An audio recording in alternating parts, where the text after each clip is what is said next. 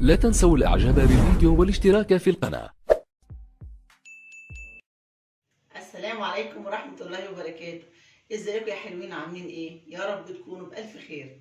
النهاردة بإذن الله هننفذ طلب من طلبات حبايبي على الكومنتات، الطلب المصبوبة الصعيدي. احنا عملنا البتاو والنهاردة هنعمل المصبوبة الصعيدي. المصبوبة الصعيدي أساسا أكلة صعيدي، عيش بيتاكل بيه كوارع، بيتاكل بيه تقلية تقيلة كده باللحمة أو من غير اللحمة. دي حاجات حبايبنا في الصعيد.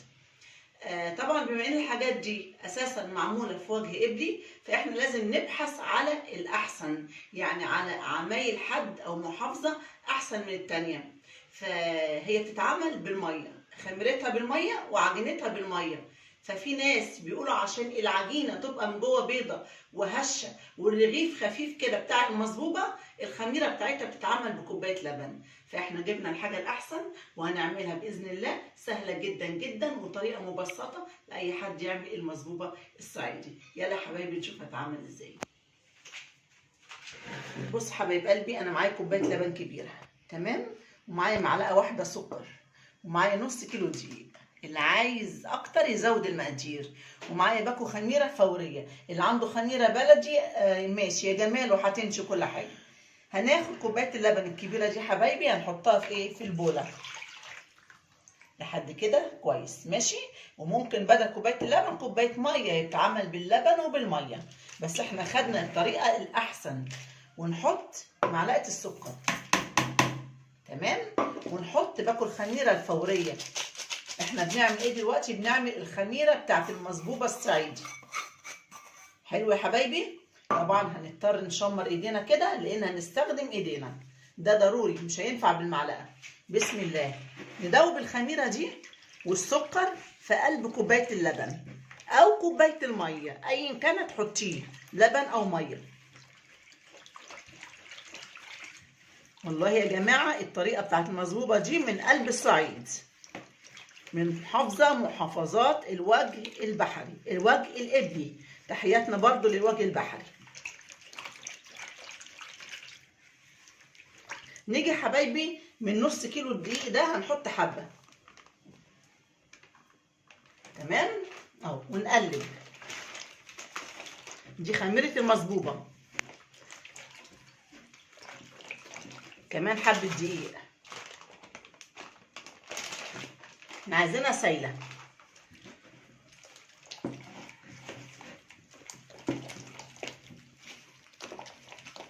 انا بحب استخدم ايدي عشان اعرف ملمس العجينه، اعرف هي دي اللي انا عايزاها ولا لا.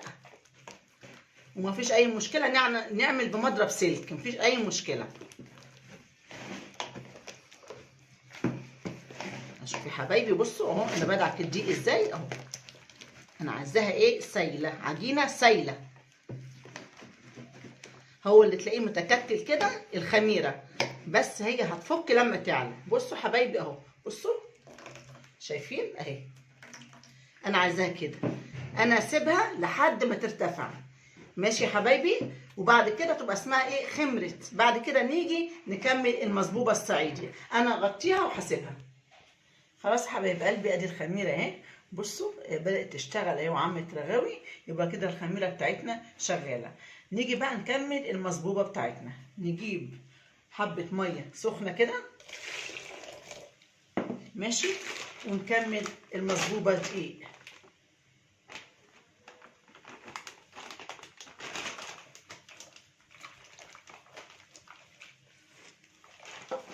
نحط يا حبايبي حبه ملح قد معلقه صغيره.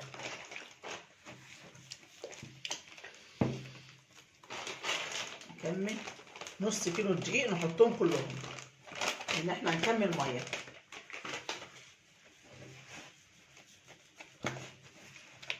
هي دي طريقتهم في المصبوبه يا حبايبي. والعجينه بتاعت المصبوبه الصعيدي بتكون سايحه، بتكون كده سايله مش متماسكه زي عجينه القطايف بالظبط كده. طبعا تقيله، شايفين القوام ده كده تقيل. اللي احنا عايزينها ايه، عايزينها شويه كده ايه، ناعمه في ايدينا وسايله. هما بقى بيعملوها كده، بيربوا.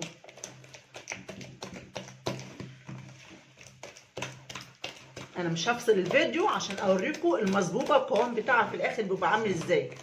اشوف كده برضو تقيل، حط ميه تاني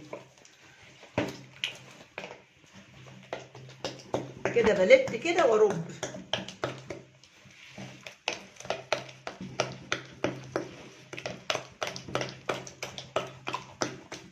اهي يا حبايبي شايفين برضو تقيل، حط حبه الميه دول كمان وارب. حطيت الميه اخفف وارب. بصوا حبايبي القوام كده برضو كده تقيل. هنجيب حبه ميه تاني ونزود. انا عايزه المصبوبه دي زي عجينه القطايف. شفتوا عجينه القطايف خفيفه ازاي؟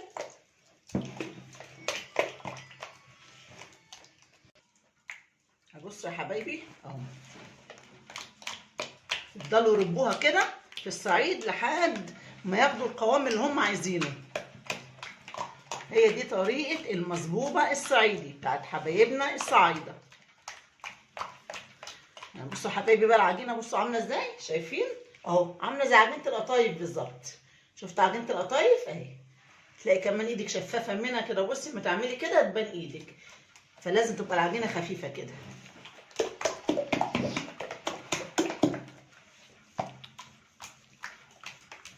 بس كده حبايبي انا كده خلصتها، خدت القوام اللي انا عايزاه بتاع المصبوبه. فانا هسيبها لحد ما تخمر شويه وتعلى. بعد كده نيجي نحطها في الصاج ونصبها، هي اسمها المصبوبه. تمام. انا اغطيها دلوقتي يا حبايب قلبي كده اهو بصاج دافي كده اهو عشان تخمر وتعلى شويه، وبعد كده نيجي نعمل المصبوبه. ادي حبايبي المصبوبه بعد ما سيبناها نص ساعه ارتفعت وعلت وعملت فقاعات اهي. كده دليل على ان المصبوبه بتاعتنا كده مقاديرها صح وماشيين ايه بخطوات سليمه. تمام. بصوا حبايبي بالنسبه لحبايبنا في الوجه القبلي في الصعيد بيعملوا المصبوبه دي على البلاطه بتاعه الفرن. يعني مثلا دي بلاطه الفرن اللي هو الطين او الغاز، فبيصبوا عليها المصبوبه. فاحنا بما ان هنعملها في فرن بوتاجاز يبقى عندنا صاج زي دوت، والفرن على اعلى درجه 260. تمام. لان المصبوبه عايزه نار عاليه. فاحنا هنعمل ايه بقى؟ هنعمل بديل الصبه اللي هم بيعملوها. ادي عندنا مثلا درق صغير وليه بوز اهو، ده اللي هنصبه بيه وناخد المصبوبه بتاعتنا دي. شايفين القوام يا حبايبي؟ بصوا اهو خفيفه اهي، شايفين؟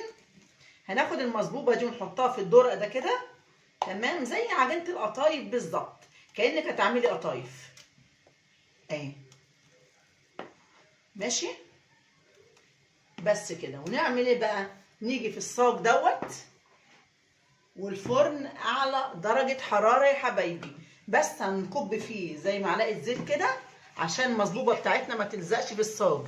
لان في الصعيد بيعملوا زيت على البلاطه بتاعت الفرن، بيمسحوها كده زي ما انا بمسحها كده. تمام اهو. هنا برضو حاجه بسيطه خالص زيت عشان يبقى المصبوبه بتاعتنا ايه ما تلزقش، طالعه جميله كده من الفرن، طالعه خفيفه كده وهشه. بس كده حبايبي ادي الدورق اللي احنا عملنا فيه المصبوبه. نفرض ان دي البلاطه بتاعت الفرن عندهم، وده الحاجه اللي بيصبوا بيها اهو بالظبط كده زي ما انا بعملها. بصوا يا حبايبي اهو.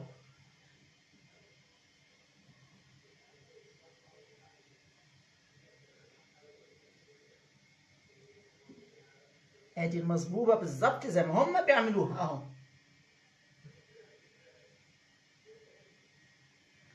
نكمل هنا شويه.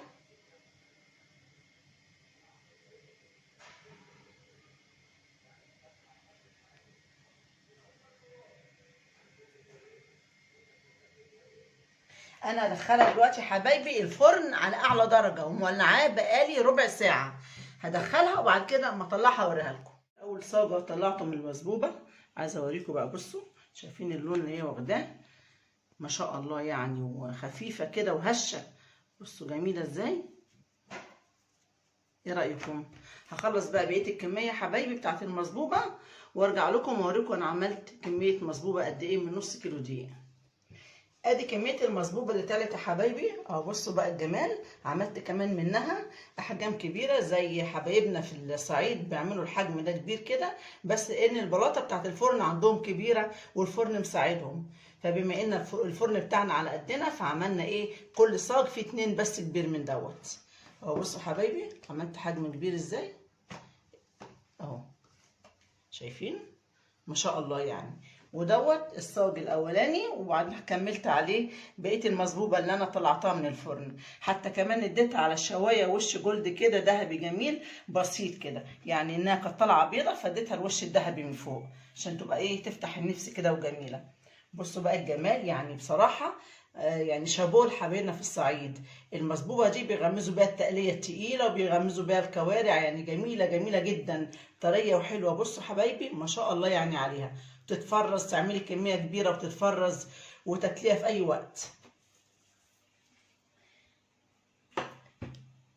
يا رب يعجب حبايبي اللي طلبوا المصبوبه، يعجبهم الطريقه بتاعتها، سهله جدا وما خدتش وقت معانا في الفرن، خدت بس التخمير مرتين وطلعت ما شاء الله جميله. ريحتها تحفه والله يا جماعه، ريحتها زي القطايف بالظبط وحلوه وهشه خالص. دي بقى ايه الحجم التقيل ده بقى اللي بيعملوه في الصعيد، شايفين بقى ما شاء الله تقول ايه، يعني القطعه منها بقى يعني مشبعه فعلا. ايه رايكم يا حبايبي في المصبوبه دي؟ جميله جميله وريحتها قطايف خالص. ممكن نعمل منها سندوتشات كمان في المدارس والله. بصوا كمان اهو لما يتلف كده للولاد ما شاء الله. يا رب الفيديو بتاع المصبوبه يعجبكم يا حبايبي اللي طلبوه، واللي متابعين القناه اللي شايفين الفيديو الجميل دوت. يا رب يعجبكم وتجربوها، هتعجبكم فعلا والله، حلوه ريحتها جميله، مقادير بسيطه، واللي عايز يزود فيها يضاعف الكميه. اللي عجبه الفيديو يعمل لنا لايك، لسه ما اشتركش في القناه يشترك، ما تنسوش تدوسوا على علامه الجرس اسفل الفيديو عشان يوصلكم باذن الله كل جديد عندي في القناه. متشكره جدا جدا ليكم، والسلام عليكم ورحمه الله وبركاته.